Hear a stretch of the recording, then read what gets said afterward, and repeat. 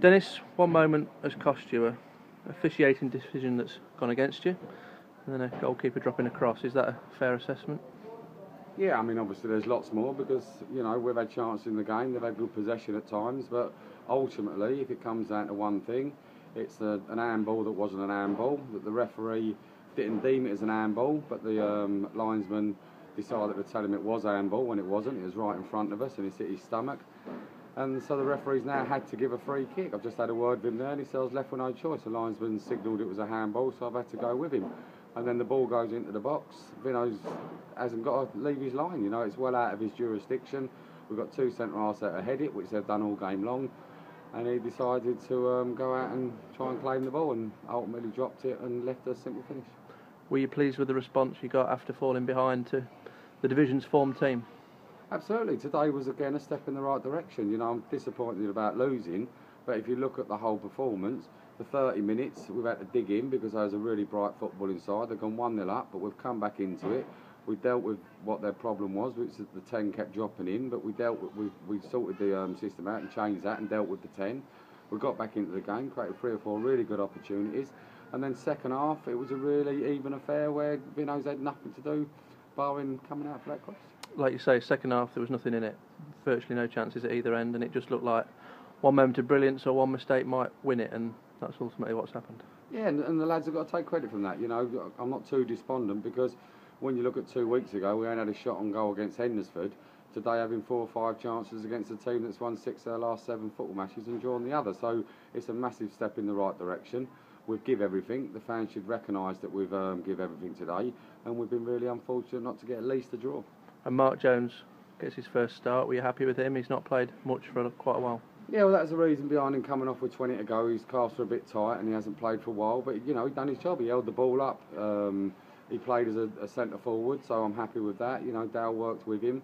So in general, for a good hour of that game, we look like a decent team that could create opportunities against a decent side. So I think it's a step in the right direction. Yes, I'm disappointed not getting at least a point today, but that happens in football. You've got an opportunity on Tuesday night to get some more minutes into Mark Newsham. Is that going to be crucial to you as you go forward?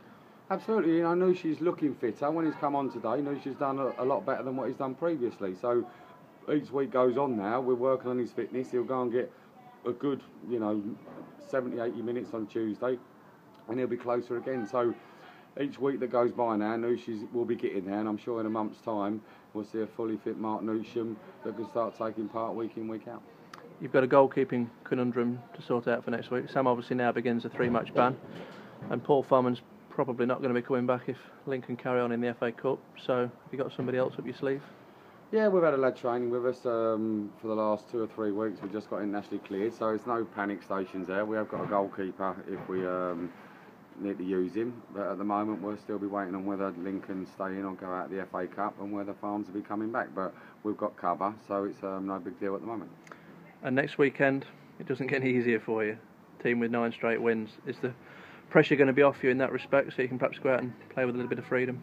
Yeah, the big games are what you want. You know, we've got 3 really big games now, haven't we? We've got Fylde at home, and then we're back-to-back games against Chorley. So, you know, we've generally done all right in the big games last year, especially at home. You know, it's a big game today, and we've done okay. It's just small margins that's cost us today. You know, we've gifted them their 2 goals, and we've had to work for ours. You know, Pidge obviously making a mistake in the first half, and Sam in the second. So overall, it's a good team performance defensively to reduce the chance that they had. So what we've got to do now is stop the silly mistakes, because they've cost us of late. You know, 2 at Leek and 2 against Hendersford, long throw and a corner, and we know about the Leek with a back pass. So if we can cut out those little errors, then we'll start keeping clean sheets. It looks like we've got goals in us now, so we could well go on a run at some stage soon.